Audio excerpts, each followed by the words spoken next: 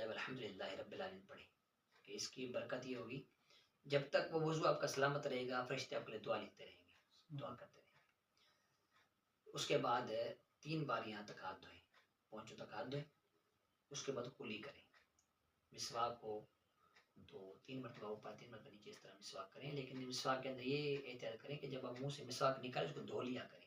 ہمارے یہاں دھوتے نہیں بس کرتے رہتے ہیں، پھر نکالتے پھر منہ میں ڈالتے ہیں، یا برش ہو وہ بھی، برش کو بھی اگر منہ سے نکالتے ہیں دھو کے بالکل دوبارہ وہ کریں۔ تھوک ہوتا ہے، جو تھوک انسان کا ہوتا ہے اس کو باہر نکالنے کے بعد دوبارہ تھوک کو اندر منہ میں داخل کرنا یہ مکروہ ہے، اچھی بات نہیں ہے۔ تو مسواک جب منہ سے نکالیں اس کو دھو کے پھر دوبارہ اس کو یوز کریں، اس طرح 3 مرتبہ مسواک کریں۔ مسواک کرنے کے بعد جو ہے 3 بار کلی کریں، روزہ نہ ہو تو غرغرہ کریں، اگر روزہ ہو تو غرغرہ نہیں کرنا۔ اچھا جب آپ کلی کریں تو اس کے اندر جو ہے منہ کے اندر کوئی ذرات نہیں رہنے چاہیے۔